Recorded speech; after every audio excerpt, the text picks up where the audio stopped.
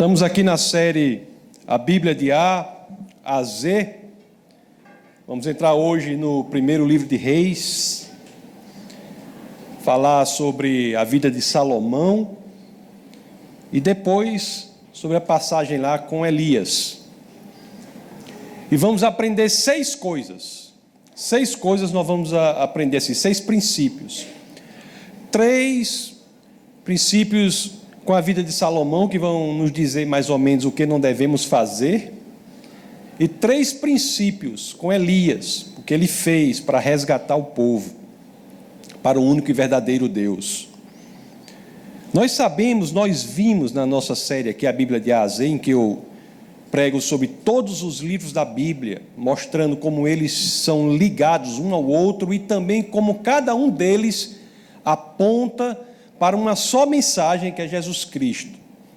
Então, nessa nossa caminhada aqui, nós vimos que Davi, quando ele morreu, se nós olharmos para o reino do povo de Deus, quando Davi morreu, nós iríamos identificar uma unidade muito grande no povo. Ele tinha unificado as tribos, era um povo unido sob o reinado de Davi, e tinha conseguido a paz com os seus inimigos. Ele morre, não porque Davi não errava, eu disse isso, Davi errou e errou muito, mas Davi era um homem segundo o coração de Deus, não é porque ele não errava, mas era porque ele estava pronto para se arrepender do erro e consertar o seu coração diante do Senhor. Então, Davi morre, quem assume o trono é Salomão. E Salomão já assume o trono tendo uma agenda pronta, tendo um reino unido, um reino próspero. E ele tem a agenda, a primeira coisa que ele tem que fazer é construir o templo. Nós vimos que Davi quis construir o templo para Deus, ele tentou fazer isso, falou para o profeta Natã, inclusive até Natã disse, vai em frente e construa o templo. Aí pouco depois Deus fala com Natã, diz, não, diga a Davi que não é ele que vai construir o templo. Mas Davi, com humildade, junta as pedras, a madeira, para o templo ser construído por outra pessoa. E chegou a vez de Salomão construir o templo. Então Salomão, durante esse período em que ele constrói o templo, uns 7 anos, esse primeiro templo, ele reúne cerca de 200.000 homens, nesse período, para construir o templo. Salomão vivia o auge que qualquer rei poderia viver. Que início fantástico, que início maravilhoso. Mas quantos de vocês sabem, meus queridos, que a distância entre o sucesso e o fracasso é muito pequena se nós nos afastarmos dos caminhos do Senhor? Era exatamente esta mensagem que foi repetida várias vezes na Bíblia. Nós vimos que a primeira conferência nacional do povo de Deus, eu falo brincando assim, que Josué fez quando entrou na terra prometida, ele reúne o povo de Deus e a mensagem que ele diz é a seguinte: cuidado, vocês vão viver em prosperidade, portanto cuidado para não se afastarem do Senhor. Quando as coisas dão certo, cuidado para você não se afastar do Senhor. E aqui aconteceu isso com Salomão.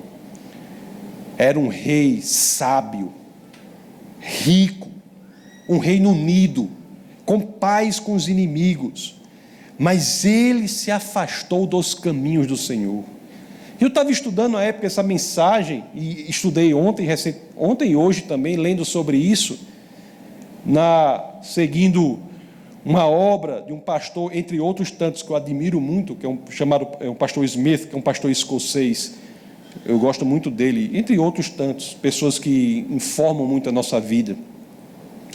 E ele identificou 3 aspectos da queda de Salomão, 3 aspectos desse afastamento do Senhor, que eu acho que devemos entender isso como um exemplo negativo para que nós não sigamos e, portanto, tenhamos de entrar em um caminho muito ruim, simplesmente pelo fato de que nos afastamos do Senhor. O Senhor é, como eu disse aquele exemplo já alguma vez, aquele carro antigo Vou dizer novamente, você se lembra aquele carro antigo, que o banco da frente do carro era um só? Eu acho que ainda tem carro assim hoje. O banco da frente do carro é um só. Não tem assim vários carros, não tem vários bancos, hoje são dois, né? Era um só compridão assim e a direção. Aí tinha um casal de namorados lá. Quando eles começaram a namorar, o namorado era na direção e a namorada bem pertinho dele, né? Ficava assim, aí eles começaram a namorar, noivaram, casaram em um determinado momento com o mesmo carro, o casal indo, aí a mulher olhou e disse: mas meu querido, quando nós éramos namorados, a gente andava tão juntinho aqui no carro, e agora, depois de um tempo, a gente está andando tão separado. Aí o marido lá respondeu o seguinte: olhe, eu sempre estive no mesmo lugar, você que se afastou, assim é o Senhor. Quando nós nos encontramos afastados do Senhor, não é porque Ele se afastou, Ele sempre esteve no mesmo lugar. Somos nós que muitas vezes damos vazão a vontades que sabemos que não são dEle, escolhemos por nossas próprias decisões nos afastar do Senhor. E foi isso que Salomão fez e trouxe consequências desastrosas para aquele reino que ele tinha encontrado, que ele tinha assumido, um reino unido, próspero, um reino segundo a palavra de Deus. As decisões de Salomão trouxeram consequências terríveis. Talvez ele devesse ter pensado assim: eu sou de Deus mesmo, posso fazer o que eu quiser, vou agir da forma que eu achar correto, que não vai dar problema. Eu não vou consultar o Senhor em todas as minhas decisões. Algumas eu tomo por mim mesmo, outras eu tomo com base no que o Senhor acha. Em outras palavras, quando a nossa vontade se parece com a vontade do Senhor, é muito fácil seguir o Senhor, mas o problema é quando a nossa vontade é diferente da vontade de Deus. É aí que os homens se separam dos meninos, espiritualmente falando. É nesse momento. E Salomão, em algum momento da história dele, se achou autossuficiente em suas próprias escolhas. Deixou de buscar em Deus o que ele tinha que decidir e passou a achar que ele era fonte suficiente para si próprio das decisões corretas.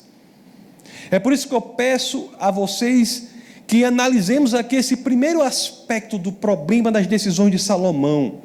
Vamos abrir no primeiro livro de Reis, por favor, nas Escrituras, capítulo 11. Vamos ler os versos 3 e 4.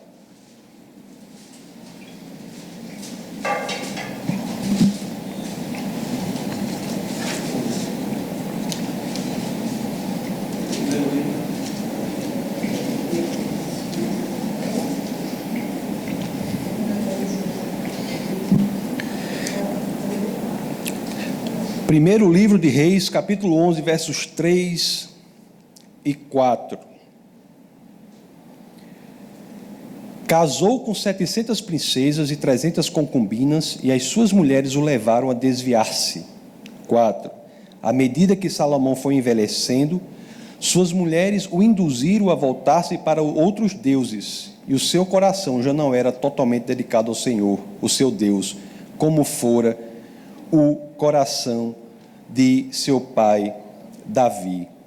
Meu Deus, Salomão, que já havia se dedicado à construção de coisas superficiais como o palácio e o templo, deixando de lado o elemento central que é o Senhor, passava agora a decidir por si próprio, sem saber a orientação de Deus. Geralmente, na vida das pessoas, nós vemos o seguinte padrão: nós vemos pessoas que, quando jovens, são tolas, e quando amadurecem, se tornam sábias. O tempo é um bom professor, às vezes cobra muito caro pela aula dele. Eu disse aqui para vocês, a experiência é uma excelente professora, mas a aula da professora experiência é caríssima. No caso de Salomão, parece que foi o contrário. Salomão é um exemplo de alguém que começa sábio e a maturidade traz a ele tolice. Traz a ele tolice. Como é que pode, meus queridos, um homem ser sábio como foi Salomão na juventude e na velhice se tornar tão tolo? Isso é o que acontece com ele. Ele traz para dentro do seu círculo de influência, mulheres estrangeiras que vão influenciá-lo a decidir contra o próprio Senhor, contra aquilo que caracteriza o povo de Deus, que é o único e verdadeiro Deus. Que coisa! Isso afeta decisivamente a destruição de Salomão e nos informa o quê? Devemos ter muito cuidado com as pessoas que falam em nossa vida. Muito cuidado. Nós devemos ser amigos de todos, mas aqueles que falam em nossas vidas, nós devemos ter muito cuidado, porque eles podem ser fonte que podem nos levar à destruição. Foi uma das principais coisas que aconteceu com Salomão. O seu círculo de amizade pode ser enorme, mas não são todos que devem ter a possibilidade de falar em sua vida. Você deve ser sábio para escolher aquelas pessoas em quem você identifica, que falam com base no que diz o Senhor, para que ela possa falar em sua vida e fazer com que você progrida, e não fazer com que você acelere o seu caminho no sentido da destruição. Salomão teve outro grande erro. Lá na 1 Reis, capítulo 11, ainda, vamos ler os versos 7 e 8. Porque em algum momento da história de Salomão, ele deixou de buscar o que era correto e passou a buscar o que era mais popular. Esse é um erro gravíssimo. Nós não nos portamos, não nos comportamos, não decidimos no mundo, na nossa vida, com base no que vai fazer as pessoas mais felizes, ou no que vai fazer com que as pessoas gostem mais, no que vai fazer com que as pessoas gostem mais da gente. Nós nos portamos, nos comportamos e nos decidimos com base no que é correto. Nem que você decida de uma forma e 1000 pessoas decidam de outra, se você decidir daquela única forma e você estiver correto, é assim para fazer. Salomão, em algum momento, parece que não fez isso. Quando trouxe em primeiro momento aquelas mulheres para o seu círculo de influência, contra a vontade do Senhor, o Senhor nunca quis que Salomão tivesse 700 mulheres. Isso não está nas Escrituras. Quando ele traz isso, a consequência é grave. Lá em 1 de Reis, capítulo 11, versos 7 e 8, nós lemos assim: no monte que fica a leste de Jerusalém, Salomão construiu um altar para Camos, um repugnante deus de Moabe, e para Moloque, o repugnante deus dos Amonitas. E também fez altares para os deuses de todas as suas outras mulheres estrangeiras, e queimavam incenso e ofereciam sacrifícios a ele. Ele foi atendendo aos desejos do seu harém. Uma mulher vinha e dizia: eu queria que você fizesse um altar para um deus tal, para eu poder fazer sacrifícios a ele. Salomão fazia. Vinha outra que queria. Ele acabou dizendo assim: vou fazer altar logo para todo mundo.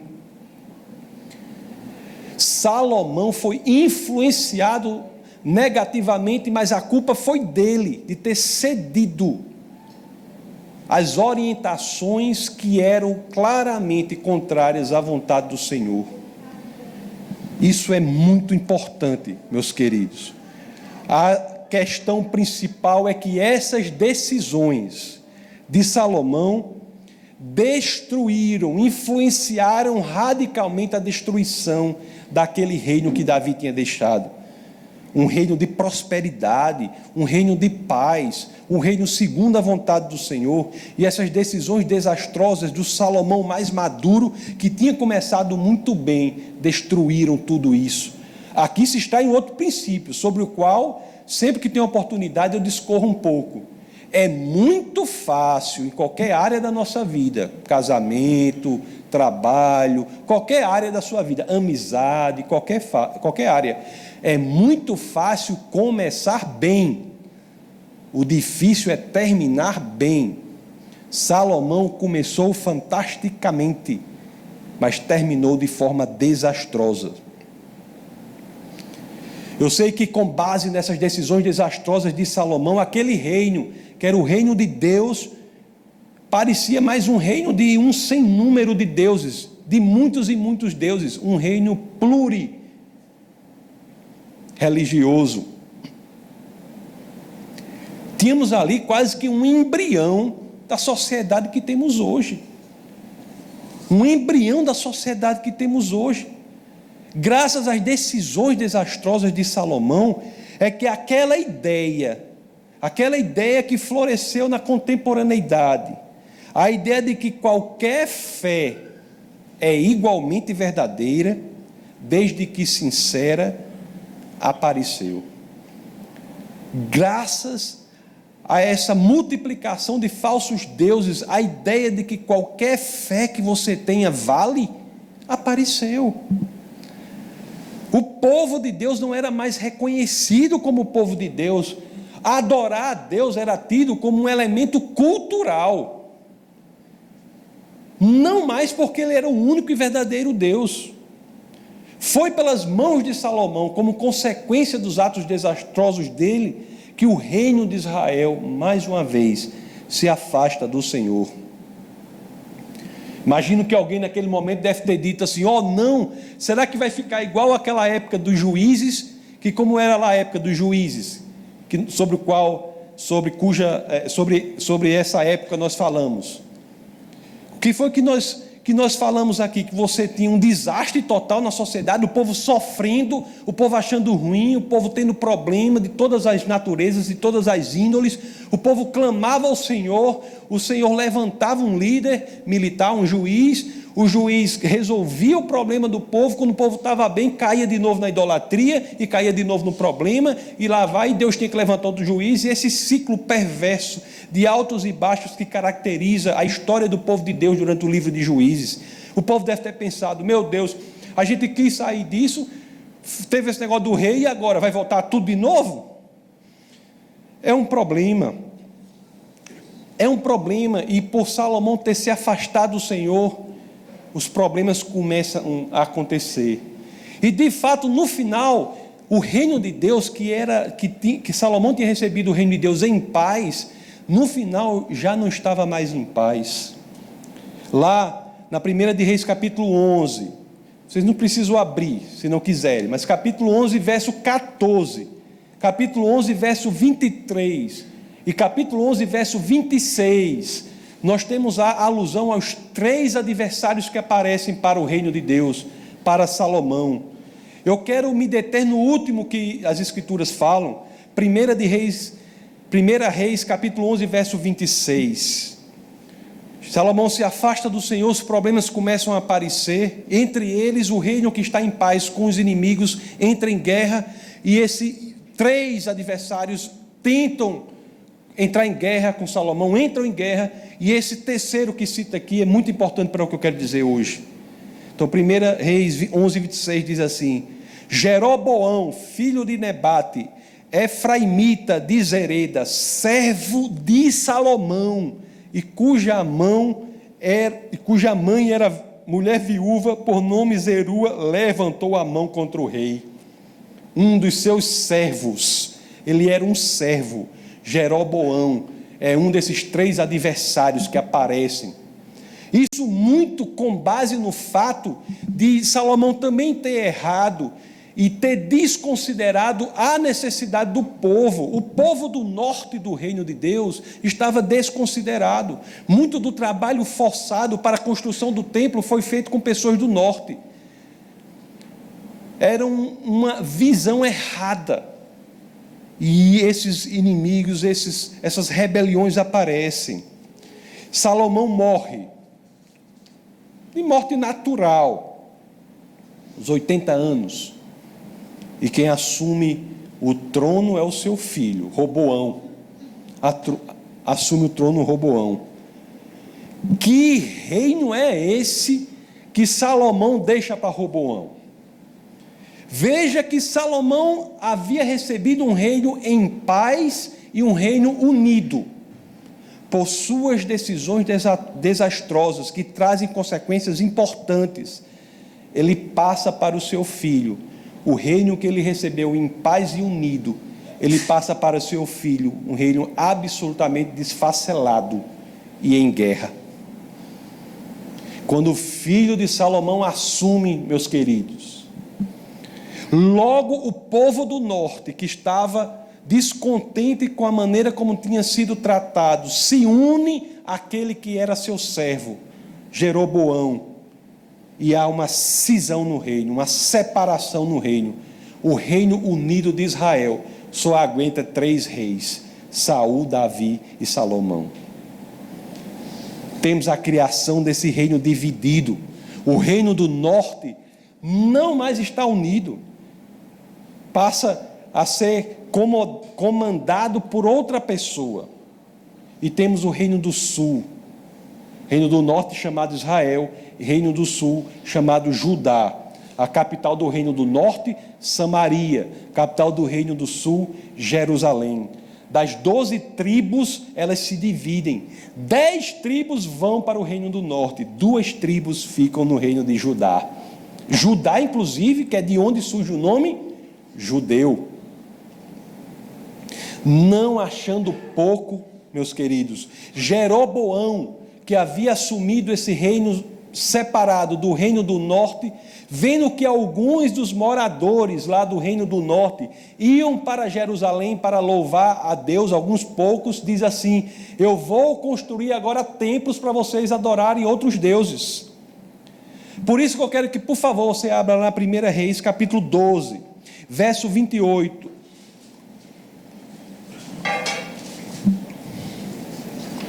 Olhe só o que decisões desastrosas podem trazer para nós e para a nossa descendência.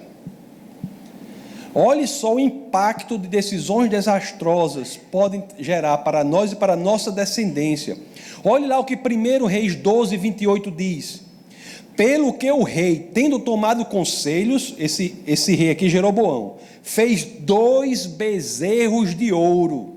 Você pensava que o bezerro de ouro só aparece lá em Êxodo? Fez 2 bezerros de ouro e disse ao povo: basta de subirdes a Jerusalém, veis aqui teus deuses, ó Israel, que te fizeram subir da terra do Egito. Aliás, eu falei que esse bezerro havia aparecido em Êxodo. Se você analisar, se você for lá para trás, ver a primeira vez que esses bezerros de ouro aparecem, é lá em Êxodo, na saída do povo de Deus do Egito. Isso se dá há 500 anos atrás, antes dessa história que eu estou narrando aqui. Vamos abrir lá para vocês verem uma coisa interessante. Está lá em Êxodo, capítulo 32. O bezerro de ouro aparece aqui. Vamos ver a primeira vez que esse bezerro de ouro aparece. Êxodo, capítulo 32, verso 2 a 4. Olhe só como é feito lá. Que Arão diz, disse-lhes Arão, diz ao povo: tirai as argolas de ouro das orelhas de vossas mulheres, vossos filhos e vossas filhas, e trazei-mas. Então todo o povo tirou das orelhas as argolas e as trouxe a Arão. Este, recebendo-as das suas mãos, trabalhou o ouro com buril e fez deles um bezerro fundido. Então disseram, olha só o que o povo disse há 500 anos antes dessa história aqui, disseram: são estes, ó Israel, os teus deuses, que te tiraram da terra do Egito. O mesmo espírito enganador que estava ali há 5 séculos, aparecia aqui novamente, com a mesma estratégia, para enganar o povo de Deus. A história que segue aqui, meus queridos, é muito triste. Chega a dar vontade da pessoa chorar de tanta tristeza. Só dá vontade da pessoa chorar de tanta tristeza. Porque quando você analisa a história do povo de Deus, a partir daqui, o que é que nós vemos? Uma sucessão desastrosa de reis, cada um pior do que o outro. E para você ter uma ideia, se você pegar apenas 50 anos, meio século, a partir dessa época de Salomão para frente, o que é que nós vemos aqui? A destruição daquela unidade que forma o povo de Deus. Quando Abraão estava lá atrás, Deus fala com ele o quê? Deixe o paganismo, deixe de adorar qualquer Deus, adore o único e verdadeiro Deus. O povo de Deus será conhecido por isso, por adorar o único e verdadeiro Deus. Agora esse mesmo povo de Deus estava sendo conhecido por adorar qualquer Deus. Em 50 anos, a verdade é destruída. O Deus parece ser um Deus da cultura. A gente não adora um Deus porque isso é a verdade, não. É porque é a cultura. É um Deus pós-moderno, como dizem hoje em dia. Muitos acham que o cristão adora a Deus porque é uma opção, como ele poderia ter escolhido outro sistema de pensamento. Não. O cristão é cristão porque ele está convencido por evidências de que esta é a verdade. O fundamento da adoração no cristianismo é a verdade, não é a cultura, não é a tradição, não é o que torna confortável. É o que eu sempre digo aqui. Se você procura uma religião confortável, eu indico, a última que eu indico a você é o cristianismo. É o que eu digo para você. Se você veio para cá, para essa igreja, para se tornar confortável, você está no lugar errado. Não é aqui. Aqui, se você está aqui para ser confortável, procura outro lugar. Não é aqui o lugar para estar confortável. Aqui é um lugar de crescimento. É um lugar de você sair da sua zona de conforto. É um lugar de você seguir num direcionamento para se tornar cada vez mais parecido com Jesus Cristo. Isso é o cristianismo. E ali estava daquele jeito, e aí surge a pergunta importante, que eu vou falar da história de Elias. Como seria possível, numa sociedade daquele jeito, que é interessante para nós estudarmos, porque é muito semelhante à sociedade hoje, viu? É interessante isso, uma sociedade de fé múltipla. As pessoas achavam, não, você pode ter a fé em Baal, você pode ter a fé, qualquer Deus, o que vale é a sua fé. Quando na realidade a fé em si não tem nenhum poder, se essa fé não for num Deus verdadeiro. É como eu estava conversando com um amigo nosso, ele estava dizendo assim, não, eu sou ateu, ele diz assim para mim, eu sou ateu, mas eu respeito muito a fé. Eu digo, rapaz, eu acho isso assim, você pode respeitar que as pessoas tenham fé, mas para quem é ateu, a fé é uma ficção. Você não pode dizer que, por coerência, porque a gente tem fé, não é pela fé, a gente tem fé em algo que é a verdade. E essa sociedade da época era parecida com a de hoje, como se o cristianismo fosse uma escolha como outra qualquer. Aí a pergunta que aparece para o povo de Deus é a seguinte: como restaurar a adoração ao Deus verdadeiro? Como restaurar? É isso que nós vamos aprender com Elias aqui. Por isso que o texto base do nosso bate-papo de hoje é 1 Reis 18. Nós vamos aprender com Elias.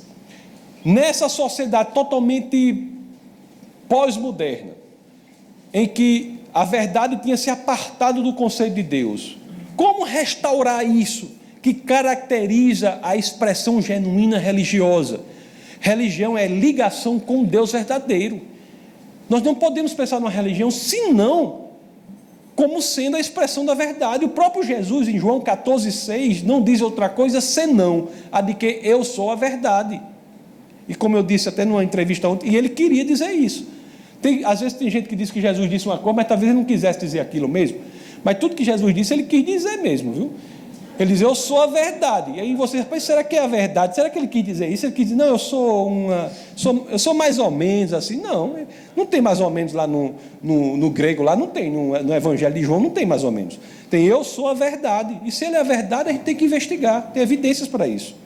Então, na 1 de Reis, capítulo 18, verso 1, as Escrituras dizem assim, ó: muito tempo depois veio a palavra do Senhor a Elias. Você vê, Elias estava numa situação horrível, lá na Samaria, no reino de Israel. Era cada um adorando um Deus diferente. Como hoje, aqui cada um adora um Deus diferente também, viu? Todo mundo aqui adora um Deus, assim, eu digo aqui, Deus quiser, não. Vou dizendo assim, né? Na nossa sociedade, cada um adora um Deus diferente. Por exemplo, alguns adoram o Deus do dinheiro. É um Deus.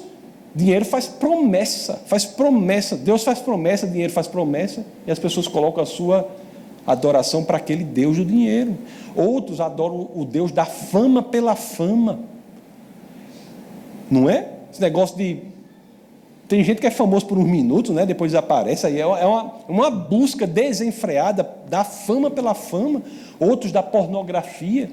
Se você fizer um estudo, como eu falo em algumas pregações, outras pregações, você vai ver que esses elementos, o dinheiro, a fama pela fama, a pornografia, todos têm traços para deuses que existiam naquela época. Deus, inclusive, muito antes daqui, tem traços, são deuses pré-helênicos. Então todo mundo adora um Deus. Aí Elias estava nessa, diz: meu amigo, como é esse negócio aqui? É o povo escolhendo Deus como escolhe o sabor de sorvete? Não é pelo seu gosto que você escolhe Deus. Meus antepassados adoravam o Deus porque o Deus é a verdade. E como é que eu vou fazer agora isso aqui nessa situação? Então isso que Elias, que era um profeta corajoso, o profeta geralmente é corajoso. Tem uns que são doidos, mas a maioria é corajoso. Aí na 1 Reis, capítulo 18, o que é que diz? Muito tempo depois veio a palavra do Senhor Elias, no 3º ano, dizendo: vai, apresenta-te a Acabe, porque darei chuva sobre a terra. Partiu, pois, Elias a apresentar-se a Acabe, e a fome era extrema na Samaria. A Samaria tinha se afastado do Senhor, o problema era terrível. Vamos passar lá agora para o verso 16. 1 Reis 18, 16. Olhe só a coragem desse homem. Então foi Obadias encontrar-se com Acabe e lhe anunciou, e foi Acabe ter com Elias. Vendo-o, disse-lhe: és tu o perturbador de Israel? Aí o que é que Elias responde? Era corajoso, Elias. Você é corajoso assim também? Você é corajoso? É parecido? Parecido? O nome é o mesmo, hein? O nome é Elias. Temos Elias aqui, hein? Aí olha só Elias como era corajoso, eu não tenho perturbado a Israel, mas tu, a casa de teu pai, porque deixastes os mandamentos do Senhor e seguistes os Baalins. Agora, pois, manda juntar a mim todo o Israel no monte Carmelo, como também os 450 profetas de Baal e os 400 profetas do poste ídolo, que comem da mesa de Jazabel. Aqui, meus queridos, mais para frente, diante de um ambiente como esse, que é um ambiente parecido com hoje, Elias diz, a pastora gosta de dizer, que eu gosto de dizer assim, esse é o verso mais, mas é verdade, na minha opinião, quando eu digo é o que eu acho, porque esse verso que eu vou ler, quando eu digo assim, esse é o verso mais corajoso, esse é o verso mais bonito, é porque realmente os versos podem ser adjetivados, né? Então, este é o verso mais lúcido que está nas Escrituras. Na minha opinião, um dos versos mais lúcidos. A questão é, num mundo totalmente plurifé, pós-moderno, num mundo relativista do ponto de vista religioso, que as pessoas escolhiam deuses como quem escolhe a cor da camisa, o sabor do sorvete. Elias tem uma missão, como resgatar isso? Aí Elias chega ali e diz essa coisa que é impressionante.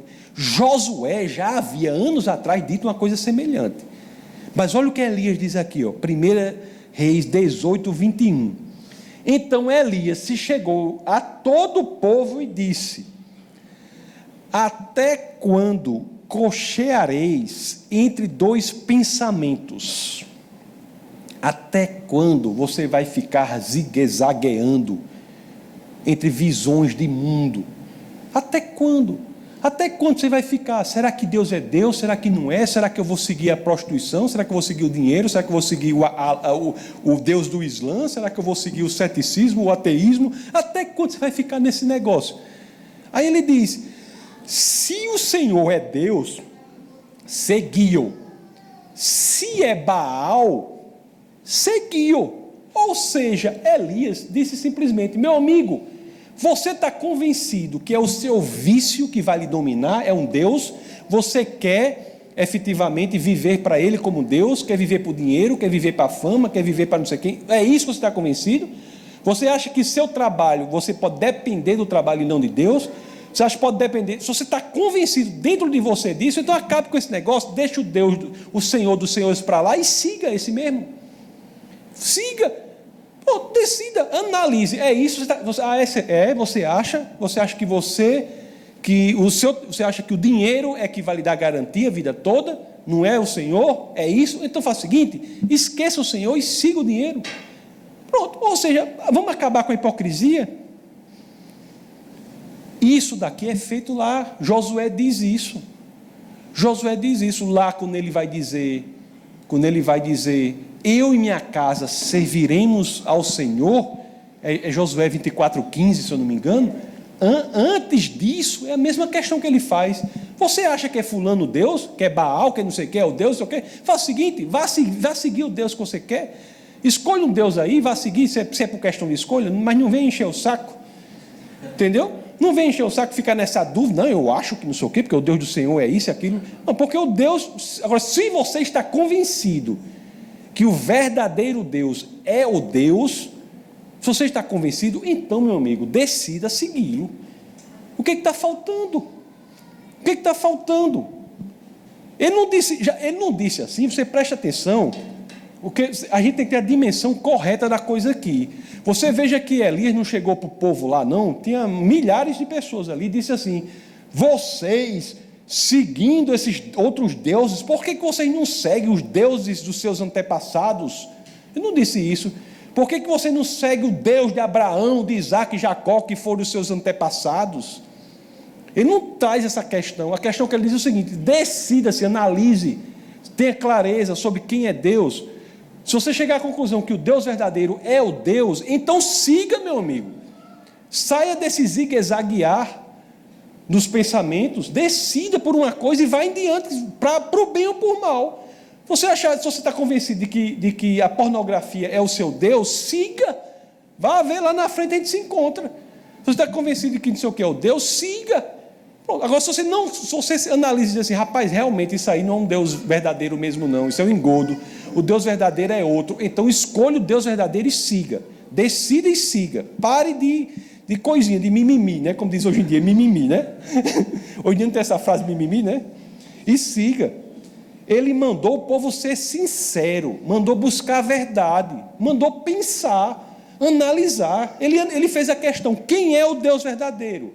É o dinheiro, é a fama, é o seu trabalho? Se você tem razão para dizer que o Deus verdadeiro é o dinheiro, é a fama, é o seu trabalho, adore-os. A consequência lógica, sincera, de um comprometimento com isso é adorar essas coisas. Se você não está convencido, se você se convence que é o Deus verdadeiro, adore então o Deus verdadeiro. E o interessante disso é que nesse verso que nós lemos, quando nós estamos dentro daquele mundo pluriconceitual, né, de 1000 concepções, lá em 1 Reis 18:21, interessante que no final diz assim, né, o 18:21, no final diz assim: porém o povo nada lhe respondeu. O povo não soube realmente, em outras palavras, quando aquele povo analisou-se a si mesmo, colocou as suas convicções no escrutínio, na investigação, ele diz: rapaz, realmente o Senhor é outro, não é meu trabalho, não é o dinheiro, não é o vício, o Senhor é outro. Se eu não estou seguindo aquele que no meu coração eu sei que é o Deus verdadeiro, não é porque eu não estou convencido não, é porque é alguma outra coisa. Não é interessante isso? Interessante também, se você for ler isso aqui em hebraico, a palavra que é usada lá, que você tem usada lá nesse zigue-zaguear que eu traduzi assim, chama saif, que é uma palavra que pode ser utilizada como muleta. Ele diz assim: pare de estar nas muletas. Pare, uma tradução possível, pare de estar nas muletas. Você pega uma coisa, vai dar uma muleta, chega no canto, a muleta, né, não é um negócio que... Pare disso, procure o verdadeiro Deus. É impressionante, as pessoas haviam crescido nessa concepção errada que existe hoje em dia, né? De que o Deus para adorar depende da sua escolha. As pessoas pensam que você crê em algo é porque faz aquilo verdadeiro. Isso é uma ilogicidade. O fato de você crer em algo não torna a coisa verdadeira, não. Você pode crer em qualquer coisa. O fato de ser verdadeiro é que justifica que nós aumentemos a nossa crença, aumentemos a nossa fé. Busque a verdade. E a decorrência da verdade é a nossa fé. A fé é importante, meus queridos. A fé, na verdade, é importante. Bom, um dos primeiros princípios é esse, de uma vida, que o tema de hoje é quais são os pilares de uma vida de adoração, uma vida autenticamente de adoração. Uma vida autêntica de adoração é uma vida que é uma resposta à verdade revelada. A sua vida é uma resposta àquilo que é verdadeiro, não aquilo que você acha que é verdadeiro, não aquilo que você gostaria que fosse verdadeiro, não aquilo que você pensa que é verdadeiro, mas aquilo para o quê? Você tem evidências de que é verdadeiro. Há ainda outros pilares disso. É interessante que há outros pilares aqui. Elias, ao continuar aqui, ele traz uma coisa muito interessante, né?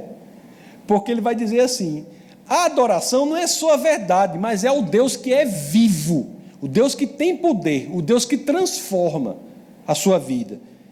Ele diz aqui aos profetas de Baal, lá vamos ler o capítulo 18, vamos ler os versos 22 a 24.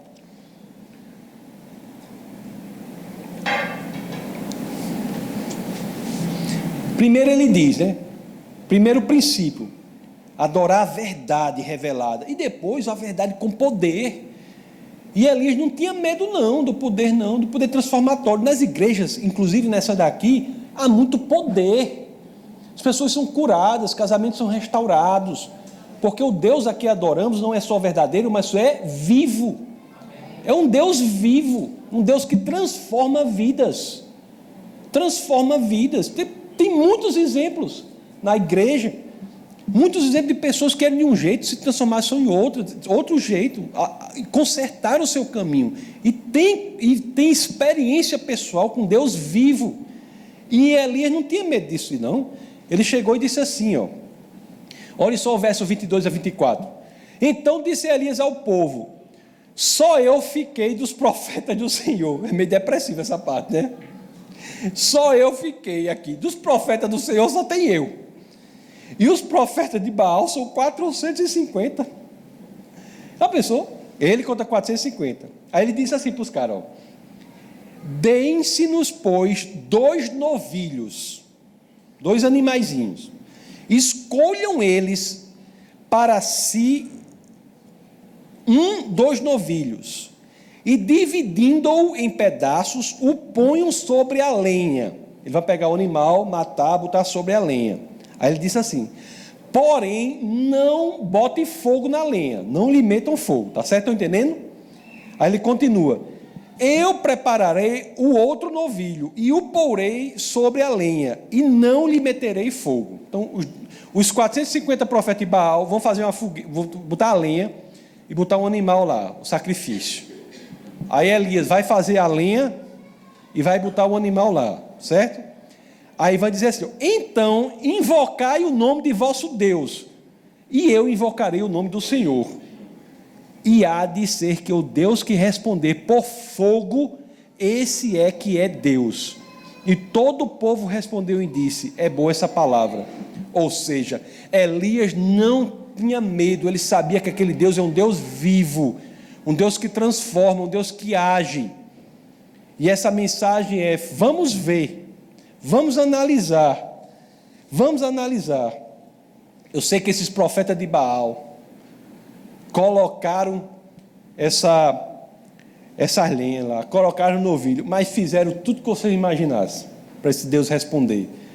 Homem, eu não tenho nem coragem de dizer aqui para não ser agressivo com outras práticas, mas dançaram para um lado, dançaram para o outro, pularam, correram, e foi durante horas e horas e horas essa prática, e correram, e pularam, e correram na esteira, e foi aquele negócio tal. No final, eles se sentiram bem, mas o problema lá em 1 Reis 18, 29, diz assim, isso começou de manhã, viu? E fizeram, e cantaram, e clamaram a Baal, e fizeram isso, aquilo, outro. Lá em 1 Reis 18, 29, diz assim, passado o meio-dia, profetizaram eles, até que a oferta de manjares se oferecesse, porém não houve voz, nem resposta, nem atenção alguma. Aí eu vou citar aqui uma parte muito interessante que eu trouxe do pastor lá, que eu falei para vocês. Eu traduzi aqui, ele diz assim, eu vou ler aqui, eu anotei aqui para ler para vocês. Diz assim, sua adoração, a adoração deles, não foi mais do que um exercício de autoexpressão Eles estavam falando autoexpressão, eles estavam falando para si mesmos, pois ninguém mais ouvia. Os profetas de Baal, a adoração a Baal parecia que era algo só cultural mesmo assim, só cultural, porque faltou o elemento da verdade. Elias sabia que o Deus dele não era um Deus cultural, era aquele Deus que criou os céus e a terra.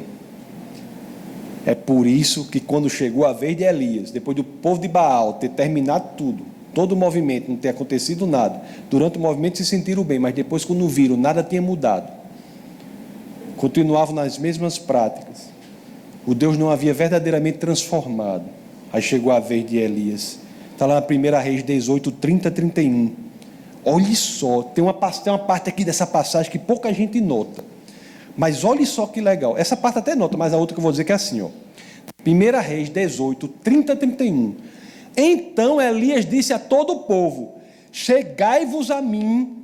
Quer dizer, o povo de Baal, os profetas de Baal estavam tudo cansados, tinha corrido, dançado, pulado, feito tudo, não tinha acontecido nada. Deixar claro aqui que eu não estou fazendo aqui, estou dizendo que o que aconteceu lá. Aí diz, ó, então Elias disse a todo o povo, chegai-vos a mim, e todo o povo se chegou a ele. Elias restaurou o altar do Senhor, que estava em ruínas. Aí 31, tomou 12 pedras, o caba corajoso era o Elias, era macho aquele caba, porque naquela situação, até o rei estava ali no meio daquele povo, Elias vai pegar 12 pedras, por que 12 pedras? Eram quantos reinos? 12, haviam se dividido, 10 estavam para o norte, 12 tribos, 12 tribos que formavam um só reino. Na divisão do reino, 10 tribos foram para o norte, 2 para baixo. Elias é macho, chega lá e pega 12 pedras representando as 12 tribos, o Reino Unido. Você está vendo como é forte isso? Porque o rei diria, imagina o rei lá olhando, o povo olhando, ele pegou a primeira, a segunda, a terceira, a nona, a 10ª, quando ele foi pegar a 11ª, o rei, não é possível? Ele vai fazer isso? Pegou 12 pedras para representar, é o caba macho esse Elias, segundo o número das tribos dos filhos de Jacó, ao qual viera a palavra do Senhor, dizendo, Israel será o teu nome. Já pensou isso? Isso é o verso 31, né? Lá no verso 34, ele faz a mesma coisa, para confirmar que ele não fez por acaso, ele faz a mesma coisa, só que eu acho que ele já estava assim, meu amigo, eu vou fazer de uma forma mais sutil aqui, porque sei lá, eu estou com medo, devia ser assim, né? Porque eu não sei. Mas se você falar 1 Reis 18, 34, olha só, e disse, enchei, aí ele botou as pedras, foi fazendo mais umas coisinhas, depois, outra coisa, ó, enchei de água 4 cântaros, como se fosse assim, jarra, né? Uma jarra, né? Mais ou menos, 4 jarras, enchei de água 4 cântaros e derramai sobre o holocausto. 4 jarras d'água derramar sobre o holocausto e sobre a lenha. Epa, 4, mas não eram 12 tribos? Peraí, vamos continuar lendo. Aí disse ainda, fazei isso a segunda vez. E o fizeram. Disse mais, fazei-o a terceira vez. E o fizeram. 4 vezes 3, 12. Não é invocado isso? É impressionante isso. Você não acha não? Sem brincadeira, seja sincero. Aí o que acontece aqui? Vamos ler o 36 e o 37. Botou água na lenha. Vamos ver. No devido tempo, estou lendo 1 Reis 18, 36 e 37. No devido tempo, para se apresentar a oferta de manjares, aproximou-se o profeta Elias e disse, orou ao Senhor, né? Ó Senhor, Deus de Abraão, de Isaque e de Israel, fique hoje sabido que tu és Deus em Israel, e que eu sou teu servo, e que segundo a tua palavra fiz todas essas coisas. Aí a oração dele, olha como é bonito, ó. Responde-me, Senhor, responde-me, para que este povo saiba que tu, Senhor, és Deus, e que a ti fizestes retroceder o coração deles. Ou seja, a autêntica vida de adoração, meus queridos, não é só para o Deus verdadeiro, mas é para o Deus vivo, o Deus que age em nossa vida. Não é um exercício intelectual apenas. O cristianismo é complexo o suficiente para o mais treinado dos filósofos se debruçar sobre ele a vida toda e não esgotá-lo, mas também é simples o suficiente para uma criança entender. A parte disso, ele tem um poder concreto de mudança na vida das pessoas. O Deus é o Deus vivo. Aí nós temos aqui a terceira parte do que acontece depois, que é o outro elemento da autêntica adoração. Não basta ser o Deus verdadeiro, não basta ser um Deus vivo, mas tem de focar na cruz, tem de focar no sacrifício de Cristo, na cruz. 1 Reis 18:38 é o que acontece. Olha só o que acontece. Você imagina você no Monte Carmelo. Ele está lá, ele sozinho, o único profeta do Senhor, 450, profeta de Baal, e mais um bocado de curioso, porque para ver fogo caindo no céu, junta curioso, porque se na rua aqui tem um apito junto os curiosos, tudinho, você imagina para ver milagre assim, incrível assim. Arruma de gente que tinha lá. Você imagine lá, Reis 18:38. Aí diz assim, então caiu fogo do Senhor. Fogo caiu no meio daqueles milhares de pessoas. Caiu fogo do Senhor do céu e consome o sacrifício, consome o holocausto. Imagine se você estivesse ali. Hoje em dia, chega uma pessoa lá, não, todas as religiões são criações humanas. São criações humanas. Aí você está lá, vê o fogo do Senhor caindo do alto. Não é? Não é impressionante? É como hoje em dia, nós vemos curas, nós vemos mudança de vida, transformação, e às vezes não queremos abrir os olhos para isso. Que o Deus verdadeiro, que dá paz, tranquilidade, que endireita a vida das pessoas, e nós não queremos dar atenção para isso. Agora, o mais interessante de tudinho aqui é o seguinte, teologicamente falando, quando você analisa essa passagem, a primeira coisa que chama a atenção é o quê? Havia milhares de pessoas no monte, o holocausto estava no meio, o fogo cai de cima e é direcionado ao sacrifício, não toca em uma só pessoa. Uma só pessoa não é atingida por aquele fogo. Aquele fogo é direcionado para o sacrifício. O que é que isso nos informa? O que é que isso nos informa? Nos informa que tempos depois, em outro monte, uma coisa muito semelhante aconteceu. Não mais no Monte Carmelo, mas no Monte do Calvário. No Monte do Calvário, quando Jesus estava sendo crucificado, meus queridos, o julgamento de Deus também caiu naquele momento, mas não caiu sobre as pessoas ao redor da cruz, não caiu sobre ninguém da humanidade, caiu sobre quem? O sacrifício. O sacrifício de Jesus é o ponto central da genuína adoração, porque Jesus é aquele que é Deus e se sacrificou por nós.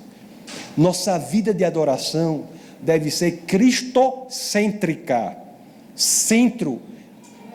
No centro da nossa vida tem de estar Jesus Cristo, mais ninguém, porque Ele é o Deus verdadeiro que se sacrificou por nós.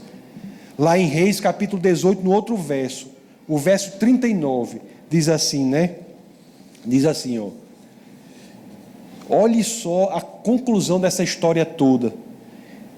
O que, vendo todo o povo, caiu de rosto em terra, se rendeu diante das evidências. O argumento de Elias não foi um argumento de tradição, não foi um argumento de cultura, foi um argumento de dizer, esta é a verdade, ele tem poder, e e é o sacrifício por nós. E o povo diante disso diz o quê? Caiu, como é que diz aqui o 39? O que vendo todo o povo caiu de rosto em terra e disse: o Senhor é Deus, o Senhor é Deus. A este mesmo ponto do senhorio de Deus em nossa vida é que toda a nossa adoração deve levar, a nenhum outro ponto. A nossa adoração, a nossa pregação, a nossa vida, quando alguém canta aqui, quando alguém prega aqui, quando alguém ensina aqui, toda a honra e toda a glória devem ser imediatamente direcionadas ao nosso Senhor e Salvador Jesus Cristo, porque Ele é o único que é digno. Se você gosta de Jesus, a gente gosta de Jesus, né? Você gosta de Jesus, mas acha assim que Jesus foi um grande homem, uma pessoa maravilhosa, um grande líder, um grande professor, me desculpe, isso não é cristianismo. É preciso que reconheçamos o senhorio dele em nossa vida, que entreguemos o senhorio de nossa vida a Cristo, para que possamos experimentar dessa realidade do Cristo vivo, transformador em nossa existência. É preciso que de forma consciente e de forma voluntária nós aceitemos que Cristo é o Senhor e digamos: assuma a sua posição de senhorio na minha vida. É preciso. Somente assim, meus queridos, somente fazendo isso é que iremos fazer e viver o que viveu Elias e ver verdadeiras maravilhas acontecendo. Lá em Romanos, famoso Romanos capítulo 10, verso 9, tem essa oração que todos devem fazer, se um dia quiserem verdadeiramente viver a eternidade ao lado do Pai. Diz assim, né? Romanos 10, 9 diz assim: se com tua boca confessares Jesus como Senhor e em teu coração creres que Deus o ressuscitou dentre os mortos, serás salvo. Esta é a mensagem que se inicia no primeiro dia da queda do homem. Quando o homem cai, Deus vem e veste o homem. E tem seu ápice nesse momento aqui, quando o julgamento de Deus cai e em vez de atingir as pessoas, atinge o sacrifício. Somente assim é que estaremos aptos para vivermos a autêntica vida de adoração. A vida de adoração é uma resposta à verdade revelada. A vida de adoração é dirigida ao Deus vivo. E a autêntica vida de adoração foca na cruz, no sacrifício de Cristo. Vamos orar. Senhor, muito obrigado, Pai, por sua palavra. Muito obrigado, Senhor, por nos orientar nas decisões que temos de tomar na vida. Muito obrigado por nos colocar na situação de analisarmos nossas próprias convicções, por entendermos que não é por força, mas é por sinceridade. Não é por hipocrisia, é por sinceridade. Se nós possamos ou achamos que devemos escolher outro caminho, que façamos isso analisando as convicções. Muito obrigado pelo cristianismo não ter medo da sua análise, por ser a verdade. Muito obrigado, Senhor. Muito obrigado por fazer dessa nossa vida aqui uma experiência única, quando Cristo está no senhorio de nossa vida. Mostrar que há algo diferente do que vemos por aí. Muito obrigado por dar sentido a um mundo tão fragmentado e sem sentido. Muito obrigado por dar propósito a esse mundo tão cruel e fazer com que a nossa experiência aqui seja, acima de tudo, um momento de alegria para mostrar Jesus Cristo àqueles que ainda não o conhecem. Muito obrigado por possibilitar que nós sejamos como a lua, que reflete a luz do sol que é Cristo, para aqueles que ainda andam na escuridão. No nome poderoso do nosso Senhor e Salvador Jesus Cristo é que todos nós unissonamente dizemos amém. Essa foi uma produção do Ministério Internacional Defesa da Fé, um ministério comprometido em amar as pessoas, abraçar a verdade e glorificar a Deus. Para saber mais sobre o que fazemos, acesse defesadafé.org.